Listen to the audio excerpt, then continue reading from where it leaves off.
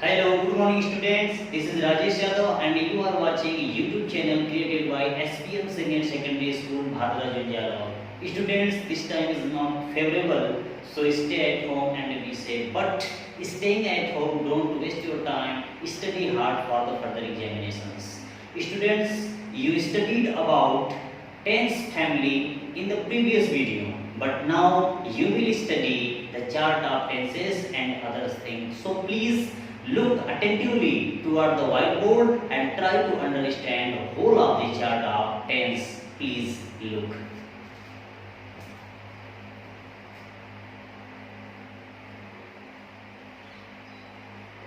ये आपका हो गया टेंस, ठीक है। टेंसेस कर सकते हैं।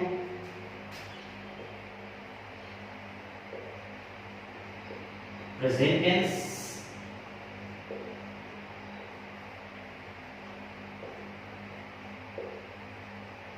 पास्ट टेंस,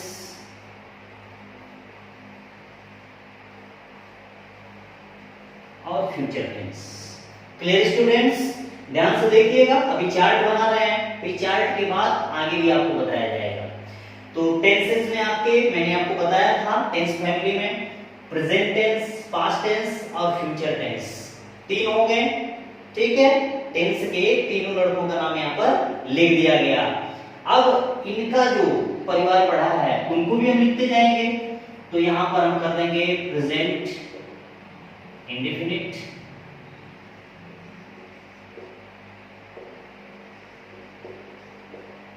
ठीक है। चाहो तो आप प्रेजेंट लगाओ या मत लगाओ, डायरेक्ट आप कर सकते हो, क्योंकि आप नाम लिखा ही है present tense, past tense, future tense, तो आप डायरेक्ट लिख सकते हो।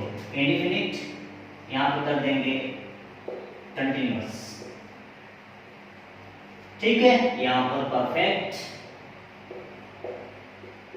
ये आपका परफेक्ट कंटिन्यूअस,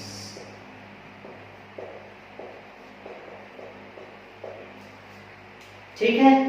अब यहां पर ध्यान दीजिए, ये आपका इंडेफिनिट टेंस हो गया, कंटिन्यूअस हो गया, परफेक्ट हो गया और परफेक्ट कंटिन्यूअस टेंस हो गया। तो इनका नाम थोड़ा ध्यान से देखना, मैंने इनके बारे में बताया था। इंडेफिनिट तीनों के लड़कों का नाम है, लेकिन अपना अपना नाम आगे जोड़े हैं, ये आप जानते हो। इसको सिंपल या इंडेफिनिट दोनों बोलते हैं। गौर से सुनना, simple, present tense, past tense, future tense या इंडेफिनिट दोनों बोल सकते हो। कंटिन्यूअस जो दूसरा है इसको बोला जाता है प्रोग्रेसिव और इम्परफेक्ट टेंस। ध्यान देना, ये तीन नाम हो गए, कंटिन्यूअस, प्रोग्रेसिव और इम्परफेक्ट। इम्परफेक्ट मींस अपूर्ण, कंटिन्यूअस टेंस मींस जारी, ठीक है। और प्रोग्रेसिव मींस भी जारी होता है। परफेक्ट टेंस को कंप्लीटेड टेंस भी बोल सकते हो। परफेक्ट का मतलब होता है पूर्ण, जो कार्य पूर्ण हो चुका हो। जैसे he caught a perfect catch, वह एक तो पूर्ण कैच पकड़ा, यानी अच्छा कैच पकड़ा, उसमें तनी भी लापरवाही नहीं किया। तो ये जो है परफेक्ट एकदम इसमें काम कंप्लीट हो जाता है।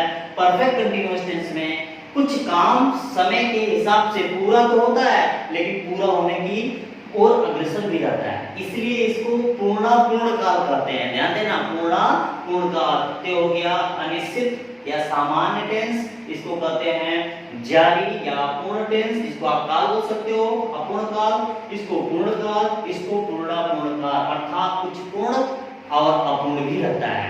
तो इस प्रकार से चार हो गए। अब ध्यान दीजिएगा, इंडेफिनिट आ गया, present indefinite tense, present continuous tense, present perfect tense, present perfect continuous tense. तो इसी तरह पास्ट के भी सामने, इसी तरह फ्यूचर के सामने ये सारी चीजें आ जाएंगी।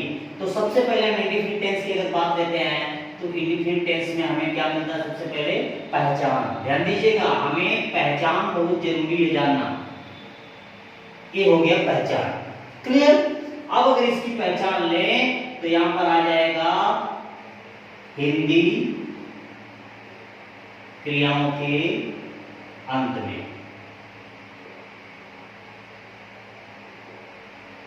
ठीक। हिंदी क्रियाओं के अंत में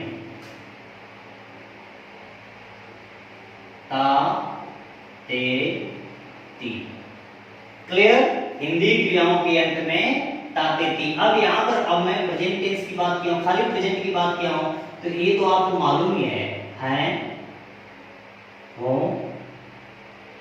हूँ और हैं, ये आपको मिलेंगे। यहाँ पर था, थे, थी, इसको लिखने की जरूरत नहीं है।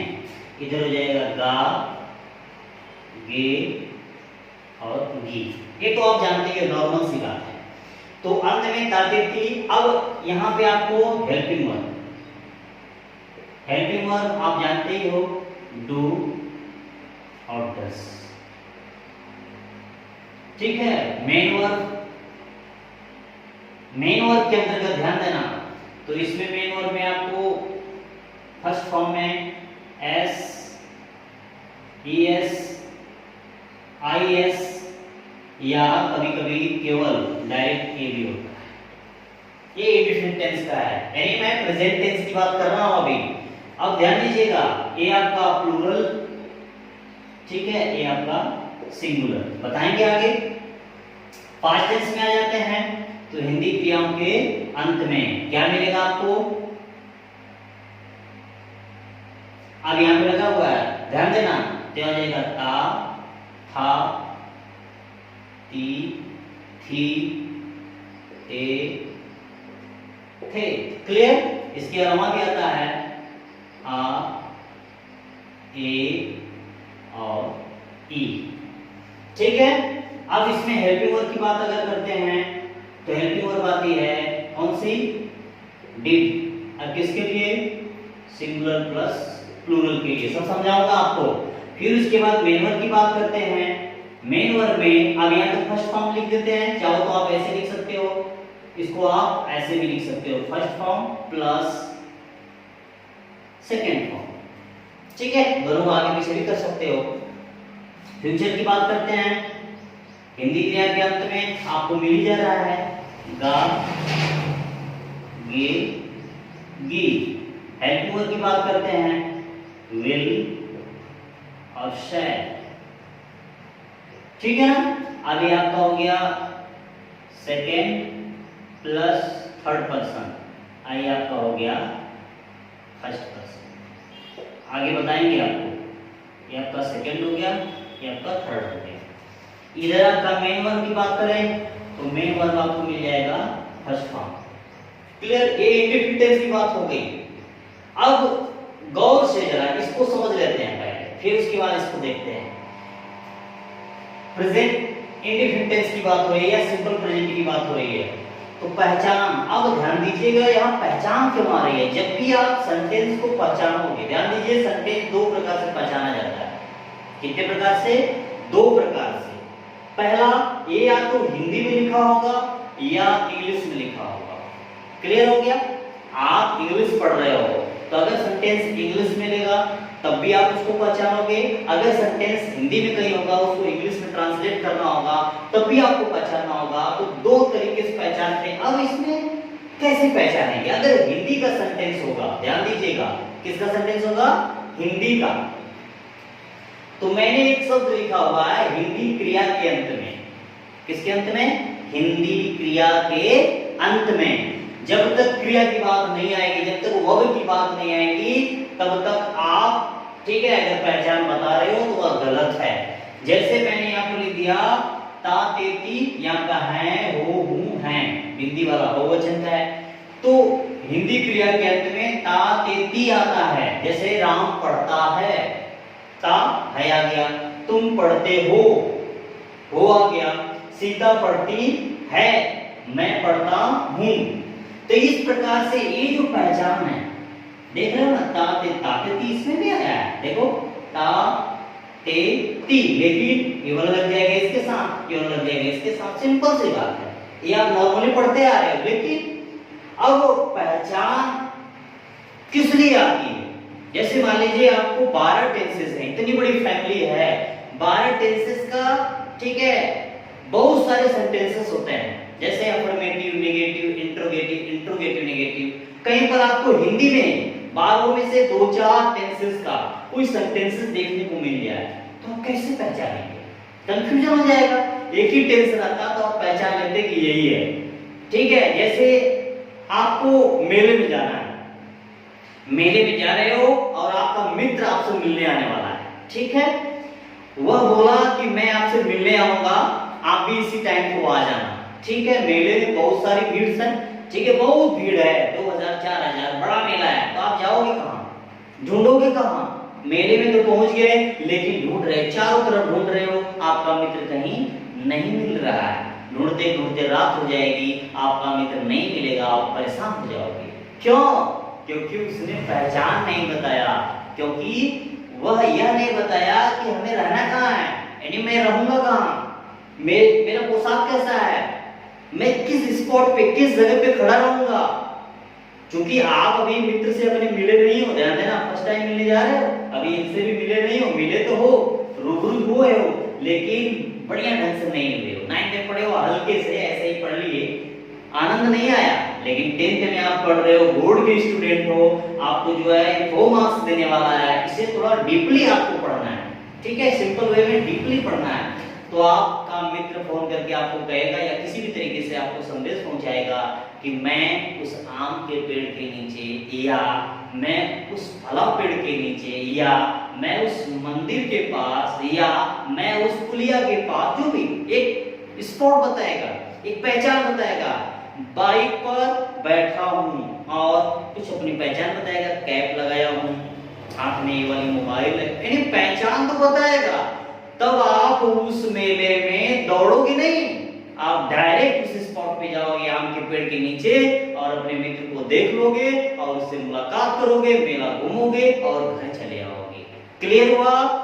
सेम टू सेम यही कंडीशन है। अगर आपने टेक्स्ट को पहचान लिया, आप ट्रांसलेशन कर लिए, फिल इन द ब्लैंक्स कर लिए, आप बोल दिए, कोई प्रॉब्लम नहीं होगी। लेकिन पहचान तो आपको आती ही नहीं, तो क्या करोगे? सोचोगे इतनी बड़ी फैमिली, 12 सदस्यों की फैमिली है, कौन सा होगा, कौन सा होगा? ध्यान दीजिएगा, इसमें आप जैसे गेस नहीं चलता, अनुमान नहीं चलता, एकदम पक्का फिक्स पहचान सबकी है। उस पहचान के अनुसार ही आपको टेंस को पहचानना है। बात समझ में आई स्टूडेंट्स? मैं यही समझाना चाहता हूं कि इसको आपको याद करना पड़ेगा। थोड़ा सा माइंड पे अगर आप प्रेशर करेंगे तो आपको ये याद हो जाएगा। तो पहला था प्रेजेंट इंडेफिनिट टेंस। तो यहाँ पर हिंदी क्रिया के अंत में ता, ते, ती के साथ है, हो, हूं, है इत्यादि शब्द आते हैं हिंदी क्रिया के अंत में। याद रखना, जैसे राम जाता है, तो जाना का जाता हो गया, तुम पढ़ते हो, पढ़ना का पढ़ते हो गया, क्रिया में आना चाहिए, किसी दूसरे में नहीं आना चाहिए। क्लियर? अब इसमें चूंकि यह टेंस है, इसमें कई बातें आपको निकल के आएंगी। ध्यान देना, मैं समझाने का प्रयास कर रहा हूं, कई बातें निकल के आएंगी। सबसे बड़ी बात की आपने पहचान देख लिया। अब इसके बाद क्या आएगा? Helping verb. Helping verb, helping का मतलब होता है सहायक। क्या होता है? सहायक। सहायक मतलब जो हमारी मदद करे। जैसे हमारा मित्र हमारी मदद कर रहा है तो होगा हमारा सहायक। क्लियर? इसको ऑक्सिलरी वर्ब भी बोलते हैं, हेल्पिंग वर्ब भी बोलते हैं। तो हेल्पिंग वर्ब सहायक क्रिया। ध्यान देना, हेल्पिंग वर्ब की परिभाषा है, डेफिनेशन है, helping verbs are those that help, ठीक है, making tenses and making voices. क्रियाएं वे होती हैं, अगर हम सिंपल क्रिया की बात करें, जो कार्य को दिखाती हैं, लेकिन सहायक क्रियाएं वे होती हैं जो टेंस के निर्माण में मेन वर्ब्स का मदद करती हैं, जो एक्टिव वॉइस से पैसिव बनाने में, ठीक है, मदद करती हैं, उसे कहा जाता है सहायक क्रियाएं। सहायक क्रियाएं वे होती हैं जो टेंसेस बनाने में, ठीक है, जो वॉइस बनाने में, जो मॉडल्स में यूज की जाती हैं, उन्हें हम हेल्पिंग वर्ब कहते हैं। क्लियर? चूंकि टेंस है तो टेंस में हेल्पिंग वर्ब का होना निश्चित होता है। तो हेल्पिंग वर्ब इसमें दो यूज की जाती हैं, पहली होती है डू और दूसरी होती है डज। मैं आपको आगे भी बताऊंगा कि डू और डज मेन वर्ब भी होती है। ध्यान दीजिएगा, आगे बताऊंगा आपको कि डू और डज मेन वर्ब भी होती है। कैसे होती है? Do does helping verb, do does main verb, दोनों में अंतर हम आपको बताएंगे। तो डू का प्रयोग प्लूरल सब्जेक्ट के साथ किया जाता है। जो प्लूरल सब्जेक्ट होते हैं, जिसमें आता है यू, जिसमें आता है दे, जिसमें आता है वी, ये तो प्रोनाउन के रूप में निश्चित है। इसके अलावा these, those, students, teachers, madams, ठीक है, गोट्स, स्कूल्स, यानी जो प्लूरल संज्ञाएं हैं, जो प्लूरल प्रोनाउंस हो, नाउन्स हो, उनके उनके साथ हमेशा जो है डू का प्रयोग किया जाएगा as a helping verb. Clear? आगे इन दोनों में अंतर बताएंगे हम। डज जो आपकी बात आती है, डज जो होता है वो सिंगुलर हेल्पिंग वर्ब, यानी सहायक क्रिया तो है लेकिन एक वचन नहीं करता। आप जानते हो इसमें he, she, it, that, this, ये तो हो गए सिंगुलर प्रोनाउन। नाउन में कोई भी नाउन, दुनिया का कोई भी नाउन ले लीजिए जो भी प्रॉपर नाउन है या कॉमन नाउन कोई भी ले लीजिए, कलेक्टिव हो, मटेरियल हो, कोई भी हो, सबके साथ यहाँ पर किसका प्रयोग किया जाता है? डज का। जैसे राम, श्याम, गीता, सीता, रीता, अंकिता, कोई भी ले लीजिए, या लड़का, लड़की, आदमी, ठीक है, शिक्षक, कोई भी जो एक व्यक्ति को डिनोट करता हो। एक बात मैं आपको बता दूं कि आई जो होता है सिंगुलर होता है, आई जो होता है वो सिंगुलर होता है, लेकिन आई को डू, ठीक है, के साथ रखा गया है। प्रेजेंट टेंस में यानी इंडिफिनिट टेंस में आई के साथ डू का ही प्रयोग किया जाएगा, डज का प्रयोग नहीं किया जाएगा। मेन वर्ब ध्यान दीजिएगा, अगर हेल्पिंग वर्ब है तो मेन वर्ब 100% आएगी। तो यहाँ पर मेन वर्ब की फर्स्ट फॉर्म है, ध्यान दीजिएगा, first, second, third, fourth, fifth, ठीक है, 5 रूप होती हैं। तो यहाँ पर मेन वर्ब के फर्स्ट फॉर्म में एस या ईएस नियम बताएंगे, टेंस पढ़ाते समय आपको नियम बताया जाएगा। आईईएस का भी प्रयोग किया जाता है और नेगेटिव सेंटेंस आता है, इंट्रोगेटिव सेंटेंस आता है, तो इसमें फर्स्ट फॉर्म का भी प्रयोग करते हैं, एसआईएस का प्रयोग नहीं करते हैं। तो ये आपका प्रेजेंट इंडिफिनिट टेंस है, समझ में आया? आगे लेकर चलते हैं पास्ट टेंस यानी पास्ट इंडिफिनिट टेंस।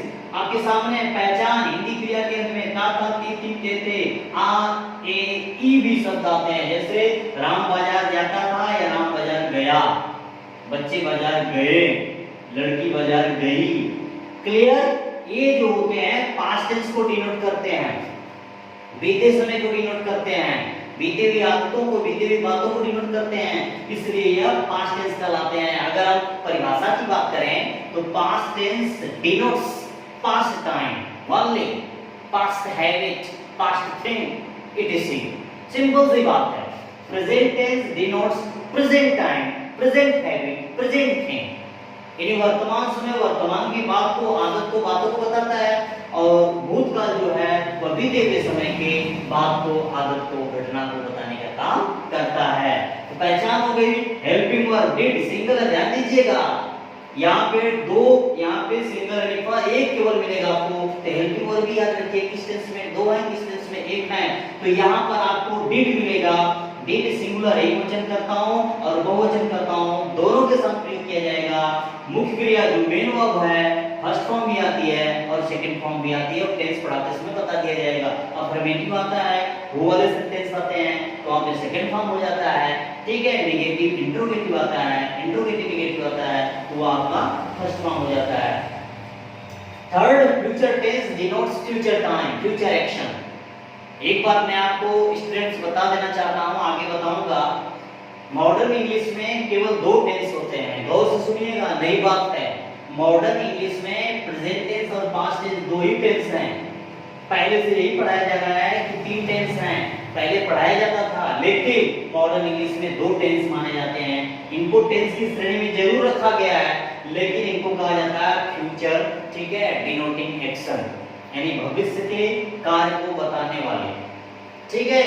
ये जो ऐसे कार्य होते हैं जो फ्यूचर को बताते हैं, जो भविष्य को बताते हैं, ऐसे एक्शन जो फ्यूचर को डिनोट करते हैं, आगे मैं डिटेल में बताऊंगा, लेकिन इसको टेंस की श्रेणी में रखा गया है।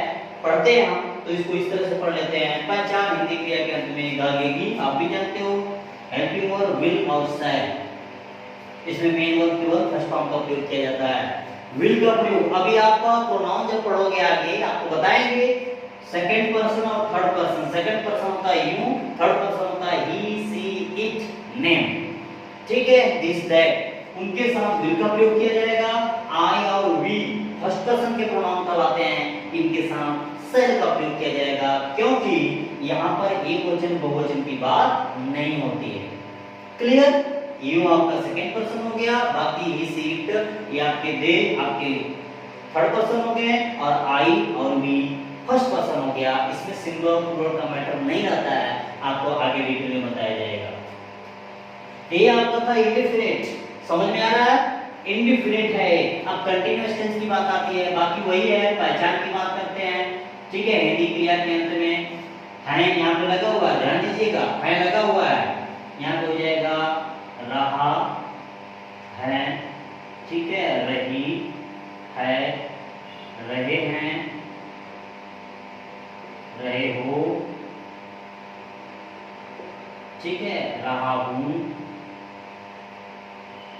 रही हूं।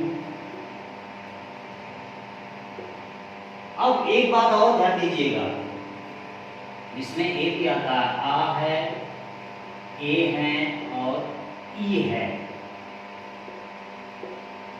ई है। रहा है, रही है, रहे हैं, रहे हो, ठीक है, रहा हूं, रही हूं, आ है, ए है, ई है। मैंने ये नीचे नया आपको लग रहा होगा, लेकिन ये भी, जैसे राम बैठा है तो राम बैठने का काम जारी रखा है। सोहन खड़ा है तो सोहन अभी खड़ा रहने का काम जारी किया है। ठीक है, बच्चे दौड़े हैं, ये अलग चीज हो गया, लेकिन यहाँ पर चिड़िया डाल पर बैठी हुई है, बैठी हुई है, अर्थात अभी भी बैठी है, अर्थात बैठने का काम क्या है, जारी है। कुत्ता बैठ रहा है तब भी कंटिन्यूअस टेंस, कुत्ता बैठा हुआ है तब भी कंटिन्यूअस टेंस, क्योंकि अभी उठा नहीं है, अभी भी उसका बैठने का जो काम पूरा नहीं है, जब उठ जाएगा तो पूरा हो जाएगा। समझ रहे हैं आप? तो यहाँ पर आपको आ है, ए है, ई भी मिलेगा पहचान के रूप में।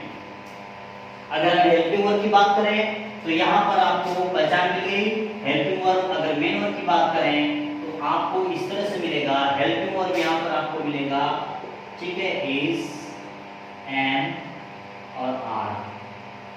क्लियर? मेन वर्ब आपको मिलेगा आईएनजी। हेल्पिंग वर्ब इसमें ध्यान दीजिएगा, दो, ठीक है, एक, दो और यहाँ पे तीन गिनते जाइएगा। हेल्पिंग वर्ब इस सहायक क्रिया इज, एम, आर, इसका प्रयोग सिंगुलर सब्जेक्ट, एम का प्रयोग ओनली फॉर आई, और आई के लिए यूज किया गया है, आर का प्रयोग बहुवचन के लिए। क्लियर? और मेन वर्ब में आईएनजी लगाया जाता है। अब आपको मैं बता दूं आईएनजी क्यों लगाया जाता है, आगे बताऊंगा एसएएस क्यों लगाया जाता है, अब ये भी बता दूं आईएनजी क्यों लगाया जाता है। आईएनजी किसी फर्स्ट फॉर्म में लगाया जाता है, जो क्रिया की फर्स्ट फॉर्म होती है, उसमें कार्य को लगातार चलते हुए जारी होने की दशा को दिखाने के लिए आईएनजी लगाया जाता है। तो सिंपल सी बात है।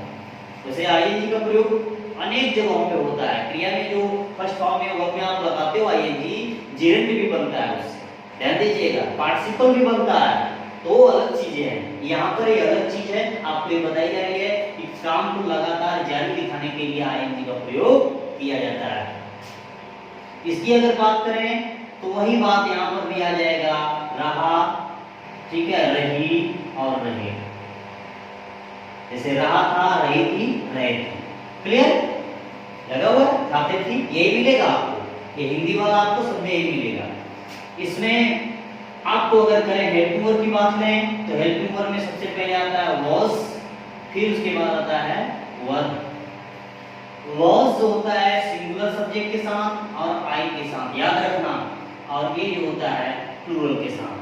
फिर उसके बाद मेन वर्ब की बात आती है तो मेन वर्ब वही बात है, मेन वर्ब में क्या लग जाता है, आईएनजी। सीधी सीधी बात। इसकी बात करें तो यहाँ पर वही पहचान सेम टू सेम एक मिलती जाएगी, रहा, रही, ठीक है, रहे। उसके बाद गाली की लगाई है। हेल्पिंग वर्ब की बात करें तो हेल्पिंग वर्ब में हो जाएगा आपका विल बी और शाल बी। मेन वर्ब की बात करें, मेन वर्ब में क्या लग जाएगा, आईएनजी। क्लियर? अब देख लो, ये आपका जो ये बताया इसमें सिंगुलर प्लूरल नहीं होता है, कंटीन्यूअस टेंस पे आ जाते हैं।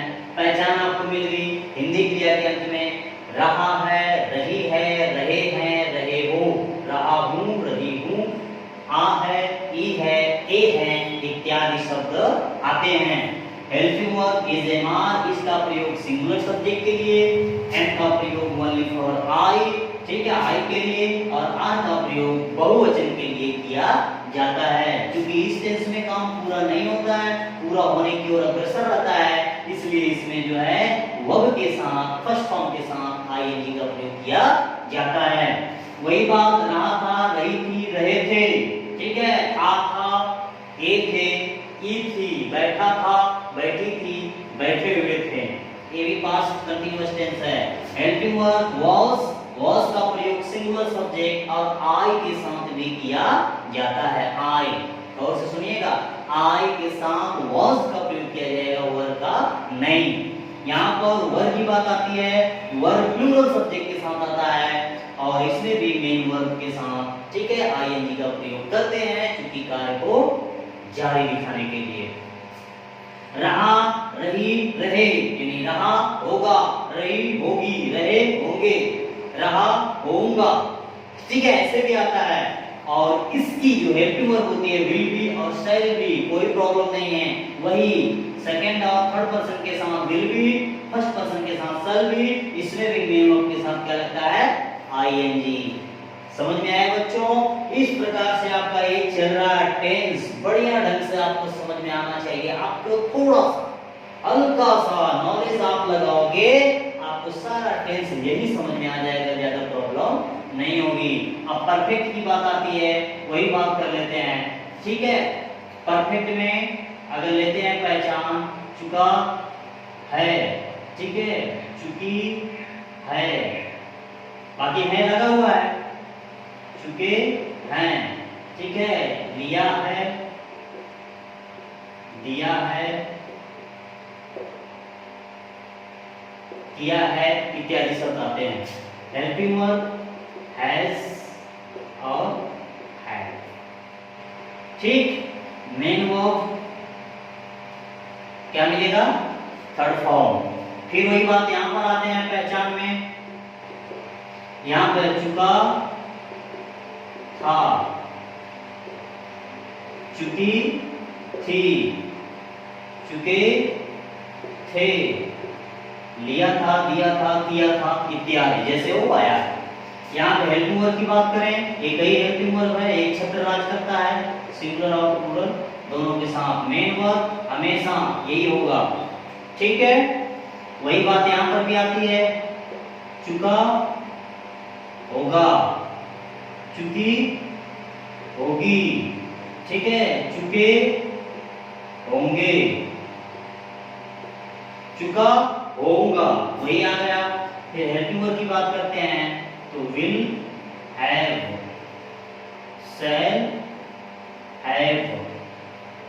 मेन वर्ब की बात करते हैं थर्ड फॉर्म।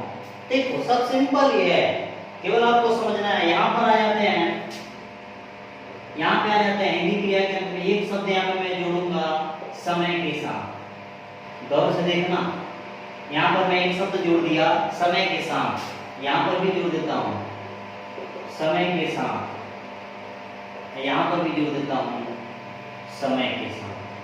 अगर इस समय हटा दोगे तो यह कंटिन्यूअस टेंस बन जाएंगे। गौर से देखना, ठीक है। वही आएगा रहा, रही, रहे, रहा, रही, रहे, ठीक है। यहाँ पर रहा, रही, रहे। अब इसमें हेल्पिंग, आप ध्यान दो, मैं रहा, ठीक है, रही, है, रहे, हैं, रहा हूँ, यही आगे वाला पहचान मिलेगा। ध्यान देना, समझ रहे हो आप? रहा था, रही थी, रहे थे, वही है। रहा होगा, रही होगी, रहे होंगे, रहा होऊंगा, कोई बात आ रही है, यानी आगे वाली पहचान मिल जाएगी, इतना आप समझ जाओ।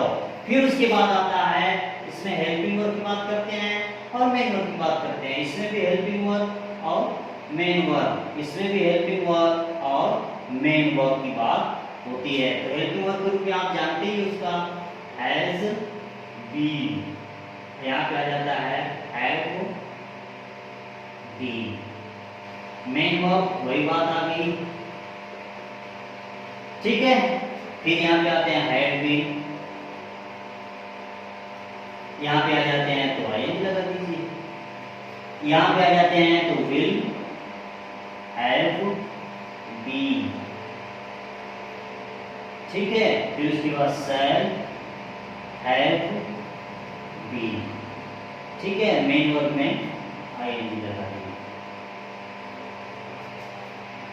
अब देख लीजिएगा, यहां से आपको समझाना बाकी रह गया है, ये समझा रहा हूं। आपने देखा कंटिन्यूअस टेंस में पहचान, ठीक है, पहचान आपको लिखा था, रहा है, रही है, रहा हूं, रही हूं, रहे हो इत्यादि शब्द आते हैं। Helping verb is am are या इज आर एम एक ही बात है। मेन वर्ब आईएनजी बात को कंटिन्यूअस दिखाने के लिए एक वचन के साथ, आई के साथ, बहुवचन के साथ। क्लियर? रहा था, रही थी, रहे थे, आ था, ई थी, ए थे। Helping verb was singular subject के साथ और आई के साथ, वर्ब बहुवचन कर्ताओं के साथ। मेन वर्ब में आईएनजी कार्य को जारी दिखाने के लिए। रहा होगा, रही होगी, रहे होंगे। Helping verb will be, shall be, ठीक है ना, शैल बी आई और बी के साथ, विल बी सेकंड और थर्ड पर्सन के साथ मेन वर्ब में आईएनजी लगेगा। परफेक्ट की बात आती है, ठीक है, हिंदी क्रिया के अंत में चुका है, चुकी है, चुके हैं, लिया है, दिया है, कर लिया है, खा लिया है, पी लिया है, सो लिया है, कुछ भी जिसमें काम पूरा हो गया, पीछे है आया हो, ठीक है। हेल्पिंग वर्ब हैज एक वचन कर्ताओं के साथ, हैव बहुवचन कर्ताओं के साथ, मेन वर्ब की थर्ड फॉर्म, ठीक है।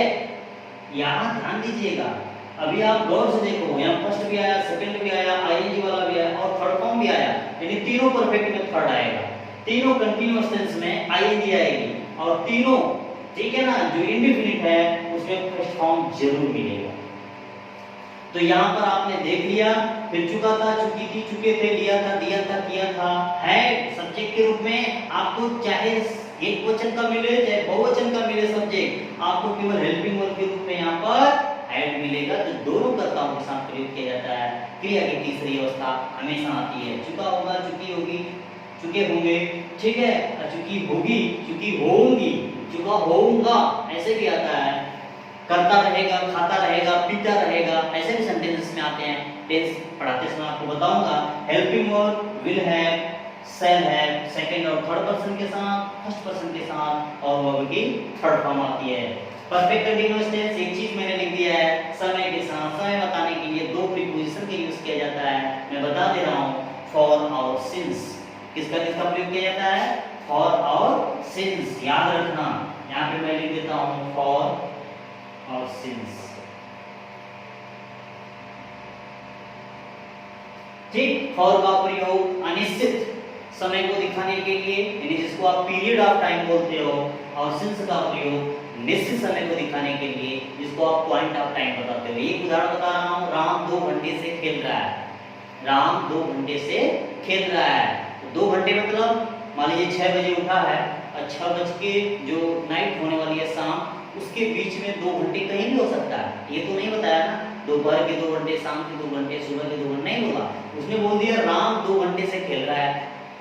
तो बात क्लियर कहाँ हो गई कि 6 से 8 खेला है, कि 8 से 10 खेला है, कि 10 से 12 खेला है, 12 से, ठीक है, फिर 2 खेला है, 2 से 4, नहीं क्लियर हो पा रहा। लेकिन अगर ये कह दिया राम 2 बजे से खेल रहा है, ठीक है, रेयरली शाम को, ठीक है, जो नाइट होती है 2 बजता है, उसमें कोई उठ पाता है, वो तो सोया ही रहता है। लेकिन दोपहर का, जिसको आप तीसरा पर बोलते हैं, दोपहर का जो 2 बजता है उसमें वो खेल सकता है। जिसको वहां पर निश्चित समय हो गया कि 2 बजे, 4 बजे, 5 बजे, इसे कहते हैं निश्चित समय। इसको डिटेल में आपको टेंस पढ़ाते समय बताएंगे, इसीलिए मैंने लिख दिया फॉर और सिंस, तीनों टेंस में यूज किया जाता है। तो यहाँ पर समय के साथ आप जान जाओ, बाकी प्रेजेंट कंटीन्यूअस टेंस वाली, पास्ट कंटीन्यूअस टेंस वाली, फ्यूचर कंटीन्यूअस टेंस वाली जो पहचान है आपको यहाँ मिलेगी। हेल्पिंग वर्ब हैज बीन और हैव बीन एक वचन, बहुवचन के साथ वर्ब में आईएनजी लगेगा, ठीक है। समय के साथ वही रहा था, रही थी, रहे थे इत्यादि। Helping verb had been singular और प्लूरल दोनों सब्जेक्ट के साथ मेन वर्ब में आईएनजी लगेगा। समय के साथ यहाँ पर फिर वही बात आ गई, वही रहा था, सॉरी रहा होगा, रही होगी, रहे होंगे इत्यादि शब्द आएगा। और इसमें helping verb will have been और शैल हैव बीन सेकंड और थर्ड पर्सन के साथ विल हैव बीन और शैल हैव बीन का प्रयोग फर्स्ट पर्सन के प्रोनाउन के साथ किया जाएगा और यहाँ पर वर्ब में आईएनजी का प्रयोग किया जाएगा। बात समझ में आई स्टूडेंट्स? ये चार्ट है आपका, टेंस को समझने का आपको मैंने एक चार्ट बता दिया हल्के में, बहुत ज्यादा डिटेल नहीं है, हल्के में बता दिया। क्योंकि जब आप टेंस पढ़ना शुरू करोगे ना, तो आपको एक एक बात, एक एक पॉइंट बताई जाएगी। जैसे राम विद्यालय प्रतिदिन जाता है, तो आपको राम के बारे में, आपको विद्यालय के बारे में, आपको प्रतिदिन के बारे में, आपको जाता के बारे में, आपको हैं के बारे में पूरी की पूरी जानकारी दी जाएगी, एकदम परफेक्ट कंप्लीट जानकारी दी जाएगी। आप पूरा समझोगे। ए में एक डेमो समझ जाओ, हल्का सा शो है आपके लिए, ताकि थोड़ा सा टेंस के बारे में आप जानकारी ले लो, पहचान ले लो, पढ़ने में आसानी होगी। इसलिए मैंने एक चार्ट बना दिया जिससे आपको थोड़ा समझ में आ जाए। तो प्रिय स्टूडेंट्स, डियर स्टूडेंट्स, आप इन चीजों को गौर से देख लीजिएगा, समझ लीजिएगा, सोच लीजिएगा। अगर हो सके तो कम से कम पहचान, हेल्पिंग वर्ब और मेन वर्ब, तीन चीज आप जरूर याद करिएगा। इसके बाद जब भी हम टेंस आपका फर्स्ट सेकंड थर्ड ऐसे स्टार्ट करते जाएंगे, ठीक है, तो आपको यह चीज समझने में बड़ी आसानी होगी और पढ़ने में भी काफी आनंद आएगा। इसलिए आप घर पर समय बर्बाद न करते हुए, ठीक है, ये जो चार्ट मैंने आपको बताया है, इस चार्ट के माध्यम से जो भी आप शिक्षा लेना चाहते हो टेंस के बारे में ले सकते हो। अगर पढ़ा लिखा स्टूडेंट रहेगा जिसको खूब नॉलेज है टेंस की, तो इसी टेंस से, चार्ट से ही वह टेंस की सारी जानकारी ले सकता है। तो हल्का सा एक आपके लिए चार्ट दिया गया, आप जरूर याद करना, पहचान, हेल्पिंग वर्ब, मेन वर्ब। ठीक है, तो आज के लिए बस इतना ही। नेक्स्ट वीडियो में मैं आपको, ठीक है, पहला टेंस जो है इंडिफिनिट, जिसको आप सिंपल बोलते हो, लेकर चलूंगा अर्थात पढ़ाऊंगा। आप गौर से इन चीजों को देखते रहिए, ठीक है, घर पर रहिए, सुरक्षित रहिए। Thank you.